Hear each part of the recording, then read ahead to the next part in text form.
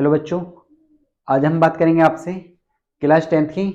Class 10th में हम देखेंगे चैप्टर नंबर 1। इससे पहले हम डे 1, डे 2, डे 3 और डे 4 देख चुके हैं। आज हम बात करेंगे स्टूडेंट डे 5 की। आपने वो वीडियो देख ली होगी। अगर हम आपसे बात करते हैं, देखो हम तो अब तक डे 1, डे 2, डे 3 और डे 4 देख चुके हैं। आज जो हम बात करेंगे वो बात करेंगे डे 5 की। किसकी बात करेंगे स्टूडेंट? डे 5 की। इसकी बात करेंगे बेटा, डे 5 की बात करेंगे। आप अगर आपने डे 1, डे 2 और डे 3 नहीं देखा है तो आप डिस्क्रिप्शन में जाइए और वहां पे लिंक है, वहां से आप देख सकते हैं। तो आज जो हम देखेंगे वो करेंगे डे 5 की बात।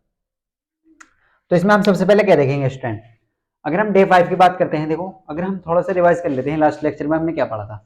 अब तक अगर हम बात करें आपसे तो अब तक हम क्या क्या पढ़ चुके हैं। सबसे पहले अगर डे 1 की बात करें तो हमने उसमें सबसे पहले हमने बात करी थी chemical reaction and chemical equation की।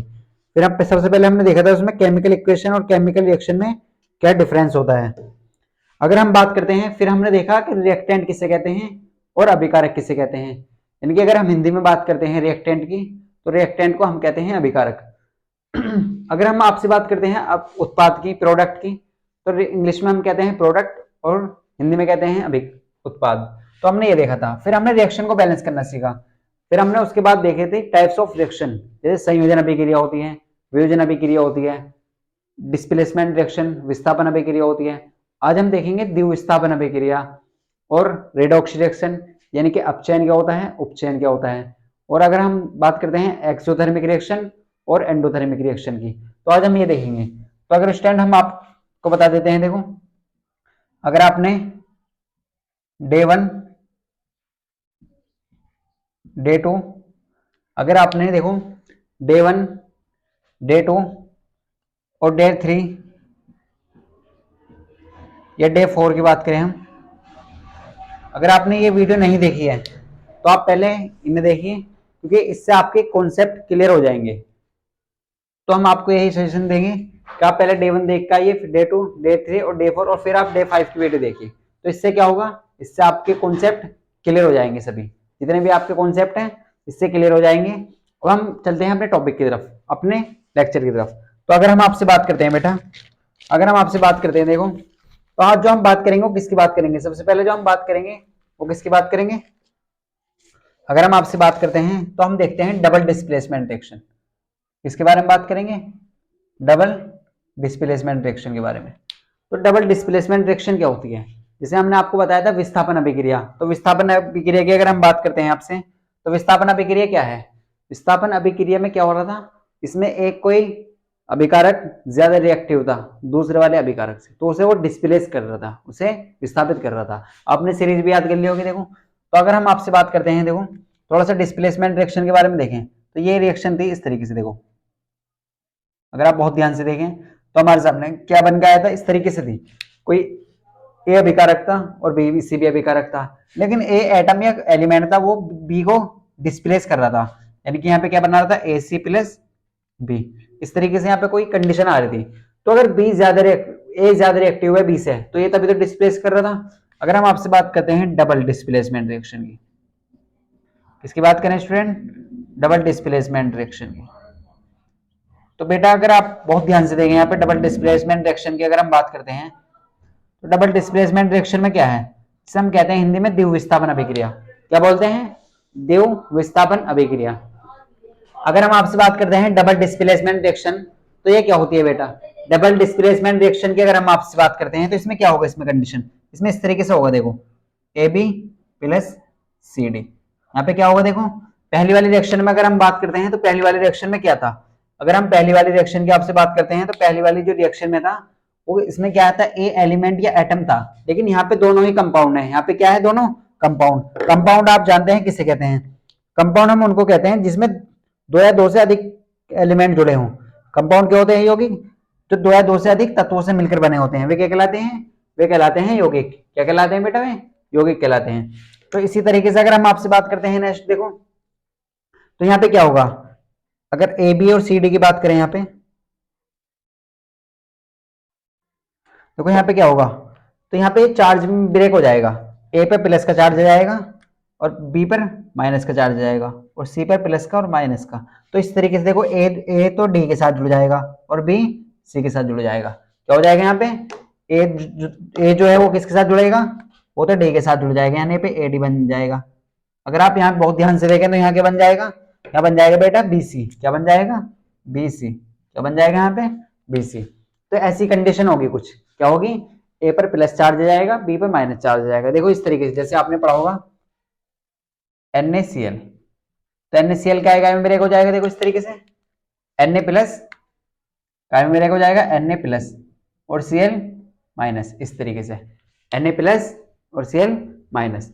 तो अगर हम आपसे बात करते हैं, देखो यहाँ पे एग्जाम्पल की अगर हम बात करें, किसकी बात करें, एग्जाम्पल की, तो यहाँ पे हम डबल डिस्प्लेसमेंट रिएक्शन का एग्जाम्पल लेते हैं। देखो अगर हम एग्जाम्पल की बात करते हैं यहाँ पे, तो एग्जाम्पल क्या है, एग्जाम्पल की बात करें तो इस तरीके से लीजिए आप HCl, आप जानते हैं HCl को क्या बोलते हैं, हाइड्रोक्लोरिक एसिड प्लस NaOH। तो यहाँ क्या मिल जाएगा, देखो आप जानते हैं, देखो H पर प्लस का साइन आएगा, Cl पे माइनस का, Na प्लस और OH पे माइनस। तो यहाँ पे क्या हो रहा है, HCl H पे प्लस Cl पे माइनस, Na प्लस और OH पे माइनस। तो इस तरीके से यहाँ पे हो रहा है। तो H किसके साथ जुड़ जाएगा, देखो NaCl हमने बताया था ना आपको, तो यहाँ पे इसके साथ जुड़ जाएगा NaCl, और यहाँ पे क्या होगा H2O। क्या बन जाएगा यहाँ पे, H2O। तो इस तरीके से आप लिख सकते हैं। तो ये किसका एग्जाम्पल हुआ, ये एग्जाम्पल हुआ डबल डिस्प्लेसमेंट रिएक्शन का। किसका एग्जाम्पल हुआ, डबल डिस्प्लेसमेंट रिएक्शन का।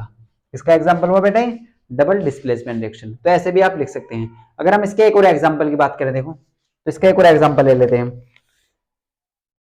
अगर हम आपसे बात करते हैं, देखो इस तरीके से Na2SO4 प्लस BaCl2। तो देखो यहाँ पे क्या होगा, Na पे प्लस आता है और इस पे माइनस जाएगा, Ba पे प्लस और Cl पे माइनस। तो Na किसके साथ जुड़ जाएगा, Cl के, और BaSO4 के। तो यहाँ पे क्या बन जाएगा, NaCl, और यहाँ क्या बन जाएगा, BaSO4।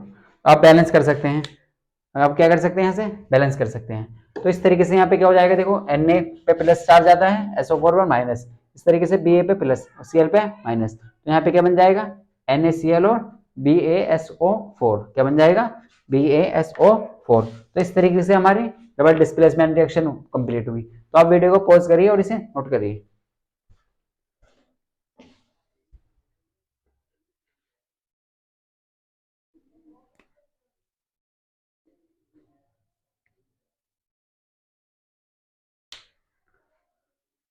तो स्टूडेंट आपको क्लियर हो चुका होगा। देखो हमने क्या देखा, अगर हम आपसे बात करते हैं डबल डिस्प्लेसमेंट रिएक्शन की, तो इसमें क्या होगा, इसमें इस तरीके से देखो, जैसे हमने आपको बताया कि कोई ए बी कंपाउंड है और कोई सी डी कंपाउंड है। तो यहाँ पे क्या होगा, ए पर प्लस का चार्ज जाएगा, बी पर माइनस का, सी पर प्लस का, सी डी पर माइनस का चार्ज जाएगा।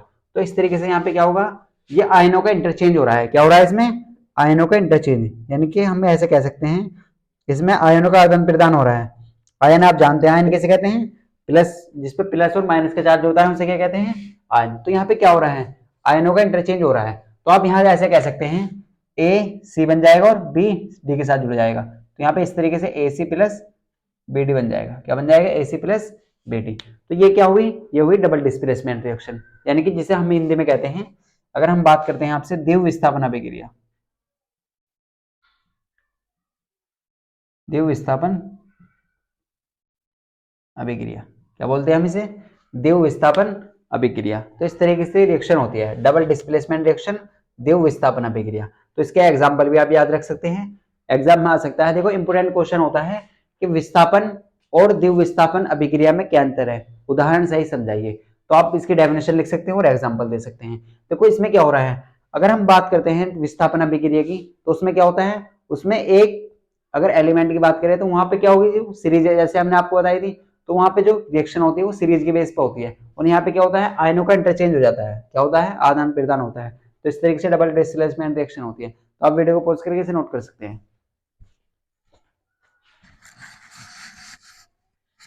तो स्टैंड आपने नोट कर लिया होगा। देखो अब हम बात करते हैं नेक्स्ट, अगर हम आपसे बात करते हैं नेक्स्ट बात करते हैं, देखो तो नेक्स्ट क्या है, अब देखते हैं अपचयन और उपचयन क्या होता है। अगर हम आपसे बात करते हैं उपचयन और अपचयन क्या होता है, ये देखते हैं। देखो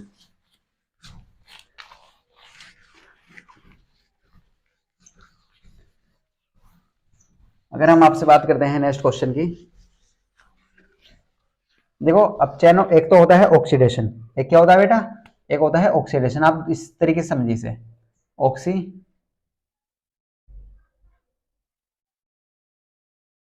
और एक होता है रिडक्शन। एक क्या होता है, एक होता है रिडक्शन।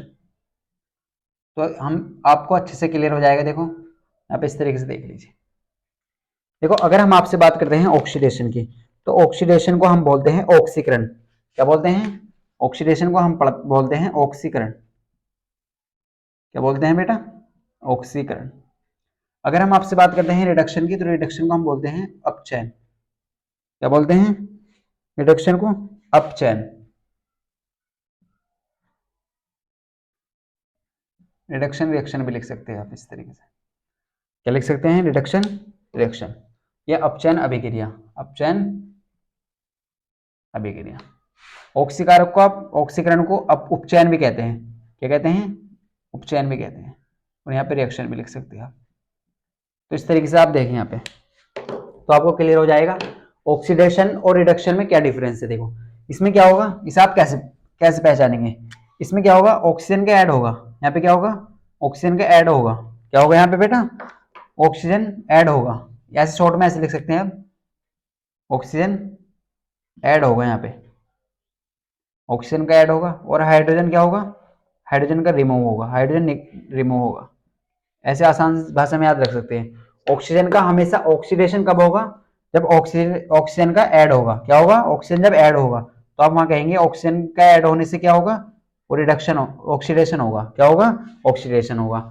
अगर हम आपसे बात करते हैं हाइड्रोजन की, तो हाइड्रोजन रिमूव होगा। क्या होगा, हाइड्रोजन रिमूव हो जाएगा। तो इस तरीके से आप याद रख सकते हैं। अब इसमें कैसे याद रखेंगे, देखो ऑक्सीडेशन का अपोजिट है रिडक्शन। क्या है, ऑक्सीडेशन का अपोजिट रिडक्शन। तो इसमें क्या होगा, यहाँ पे ऑक्सीजन ऐड हो रहा है, तो यहाँ पे ऑक्सीजन क्या होगा, यहाँ पे रिमूव हो जाएगा और हाइड्रोजन ऐड हो जाएगा। हाइड्रोजन ऐड हो जाएगा। देखो इसकी डेफिनेशन है, जिसमें ऑक्सीजन का ऐड हो, हाइड्रोजन का रिमूव हो, तो उसे क्या कहेंगे, ऑक्सीडेशन रिएक्शन। ऐसी रिएक्शन जिसमें ऑक्सीजन का ह्रास हो यानी कि कमी हो और हाइड्रोजन की अधिकता हो, तो उसमें क्या बोलेंगे, उसे बोलेंगे रिडक्शन या अपचयन उपचयन अभिक्रिया। अगर हम इसके एग्जांपल की बात करें, देखो एग्जांपल से आपको क्लियर हो जाएगा। अगर हम आपसे बात करते हैं एग्जांपल की, तो ऑक्सीडेशन का अगर एग्जांपल की बात करें हम, तो आपसे अगर बात करते हैं देखो कॉपर, और यहाँ क्या है ऑक्सीजन, तो यहाँ पे क्या हो जाएगा, अगर हम इसके साथ इसे रिएक्ट करते हैं तो क्या बन जाएगा, कॉपर ऑक्साइड। क्या बन जाएगा बेटा, कॉपर ऑक्साइड। अगर आप बहुत ध्यान से देखें तो यहाँ पे क्या हो रहा है, ऑक्सीजन का ऐड हो रहा है। ऑक्सीजन ऐड हो रहा है तभी तो कॉपर ऑक्साइड बनना है। अगर हम आपसे बात करते हैं तो यहाँ पे क्या हो रहा है, यहाँ पे ऑक्सीजन का ऐड हो रहा है। ऑक्सीजन के ऐड होने को क्या कहते हैं, ऑक्सीडेशन। क्या कहते हैं, उपचयन या ऑक्सीकरण। तो ऑक्सीजन के ऐड होने को क्या बोलते हैं हम, देखो यहाँ पे क्या हो रहा है, यहाँ पे ऑक्सीजन का ऐड हो रहा है और ऑक्सीजन के ऐड होने को क्या बोलते हैं, ऑक्सीकरण या उपचयन। अगर हम आपसे बात करते हैं रिडक्शन की, तो रिडक्शन में क्या होगा, रिडक्शन की अगर हम बात करते हैं एग्जाम्पल की, तो यहाँ पे कॉपर ऑक्साइड लेते हैं ना, हाइड्रोजन गैस ले लेते हैं। तो यहाँ पे क्या होगा, यहाँ पे ये क्या हो जाएगा, देखो यहाँ पे ये वाटर बन जाएगा H2O और ऑक्सीजन रिमूव हो जाएगा, यानी कि कॉपर अलग हो जाएगा। यहाँ पे क्या हो रहा है बेटा, तो यहाँ पे अगर हम बहुत ध्यान से देखें, अगर कॉपर ऑक्साइड के आप हाइड्रोजन गैस के साथ क्रिया कराते हैं तो हमें क्या मिल जाएगा, वाटर मिलेगा और कॉपर अलग हो जाएगा। तो यहाँ पे देखो क्या हो रहा, यहाँ पे यहाँ से यहाँ क्या हुआ, देखो यहाँ पे ऑक्सीजन का क्या हुआ, रिमूव हुआ। ऑक्सीजन क्या हुआ, यहाँ पे रिमूव हो गया। तो इस तरीके से, और हाइड्रोजन ऐड हो रहा है। हाइड्रोजन का क्या हो रहा है, ऐड हो रहा है। तो अगर हाइड्रोजन ऐड हो और ऑक्सीजन रिमूव हो, तो उस रिएक्शन को हम बोलते हैं अपचयन अभिक्रिया। क्या बोलते हैं, अपचयन अभिक्रिया। और ऑक्सीडेशन रिएक्शन किसे कहते हैं, देखो ऑक्सीडेशन रिएक्शन को हम पढ़ते हैं हिंदी में, हिंदी में बोलते हैं ऑक्सीकरण। ऑक्सीकरण क्या बोलते हैं, ऑक्सीकरण नहीं ऑक्सीकरण कहते हैं, सॉरी यहाँ पे सही कर लीजिए। तो यहाँ पे हम बोलेंगे इसे ऑक्सीकरण। क्या बोल रहे हैं, ऑक्सीकरण या उपचयन भी कहते हैं, उपचयन अभिक्रिया। रिडक्शन रिएक्शन को हम कहते हैं अपचयन अभिक्रिया। तो ऑक्सीडेशन क्या होता है, ऑक्सीजन का ऐड होना और हाइड्रोजन का रिमूव होना। और रिडक्शन क्या होता है, ऑक्सीजन का रिमूव होना और हाइड्रोजन का ऐड होना। तो यहाँ पे आप बहुत अच्छे समझे, ऑक्सीजन का रिमूव होना क्या कहलाता है, रिडक्शन। ऑक्सीजन का ऐड होना क्या कहलाता है, ऑक्सीडेशन। अगर हम बात करते हैं हाइड्रोजन के डेफिनेशन से, तो सर आपने बताया कि हाइड्रोजन का रिमूव होना क्या कहलाता है, ऑक्सीडेशन, और हाइड्रोजन का ऐड होना क्या कहलाता है, रिडक्शन। तो इस तरीके से ये भी इंपॉर्टेंट है एग्जाम के लिए। अगर आप बात करते हैं तो सर ये भी इंपॉर्टेंट की कैटेगरी में डालिए आप इसे, तो ये भी इंपॉर्टेंट है, इसकी डेफिनेशन और इसमें डिफरेंस ये आ सकता है। काफी बार एग्जाम में आ चुका है, तो ये इंपॉर्टेंट क्वेश्चन है, आप अच्छे समझे इसे और अच्छे से तैयार करें। आपको क्लियर हो चुका होगा। देखो ऑक्सीडेशन क्या होता है, ऑक्सीडेशन को हम कहते हैं ऑक्सीडेशन को ऑक्सीकरण क्या कहते हैं, ऑक्सीकरण या अपचयन या क्या कहते हैं, उपचयन भी कहते हैं, उपचयन अभिक्रिया। तो यहाँ पे क्या होता है, यहाँ पे ऑक्सीजन का ऐड होता है, ऑक्सीजन के अधिकता होती है और हाइड्रोजन का रिमूव होता है। अगर हम आप बात करते हैं रिडक्शन रिएक्शन की, तो इसे हम कहते हैं अपचयन अभिक्रिया, जिसमें ऑक्सीजन का रिमूव होता है और हाइड्रोजन ऐड होती है, हाइड्रोजन गैस ऐड होगी। तो इस तरीके से आप इनके एग्जाम्पल याद रख सकते हैं। आपको ये क्लियर हो चुका, आप वीडियो को पॉज करके इसे नोट कर सकते हैं।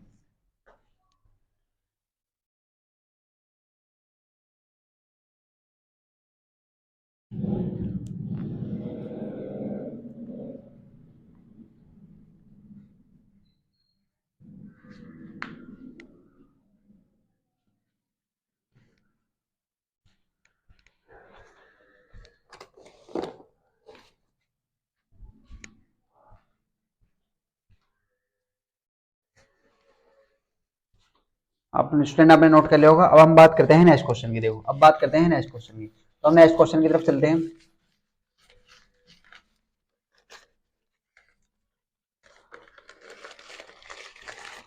अगर आपको ये क्लियर है तो हम नेक्स्ट क्वेश्चन की तरफ चलते हैं।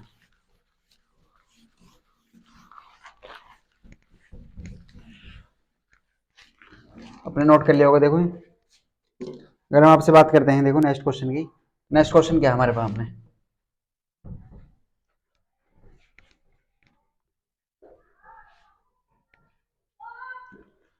बेटा आपको क्लियर हो चुका होगा। अगर हम आपसे बात करते हैं नेक्स्ट क्वेश्चन की, देखो नेक्स्ट क्वेश्चन और ले लेते हैं। देखो एक,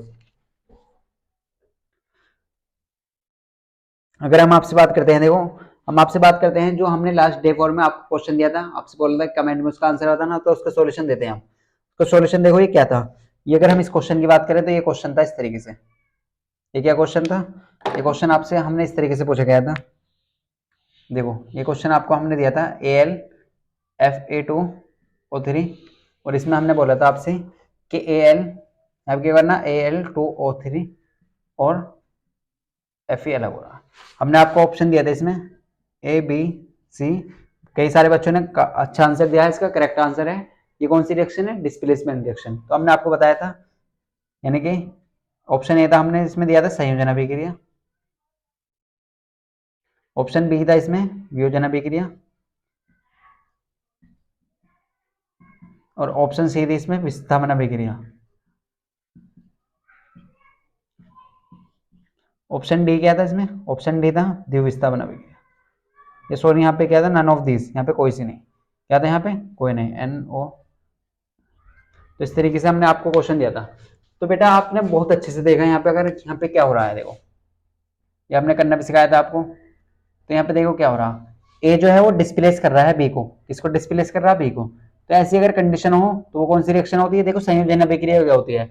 आप डायरेक्ट ऐसे भी कर सकते हैं, संयोजन अभिक्रिया क्या होती है, जिसमें दो अभिकारक मिलकर एक प्रोडक्ट बना दे, तो उसे क्या कहते हैं, संयोजन अभिक्रिया। तो इसका मतलब क्या है, संयोजन अभिक्रिया तो है नहीं है। वियोजन क्या होती है सर, वियोजन तो इसके उल्टे होती है, जिसमें A+B बन जाए, तो बेटा ये भी नहीं है।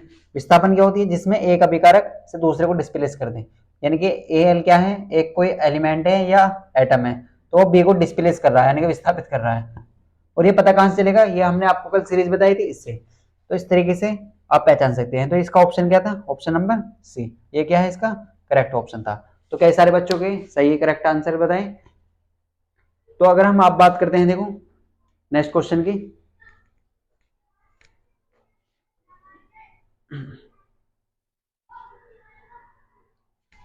तो स्टैंड इस लेक्चर में इतना ही। नेक्स्ट लेक्चर में बात करेंगे हम जो लास्ट एग्जाम में जितने भी क्वेश्चन आए हुए हैं उन सभी की। लास्ट लेक्चर जो है वो थोड़ा लॉन्ग होने वाला है, तो आप तैयार रहें।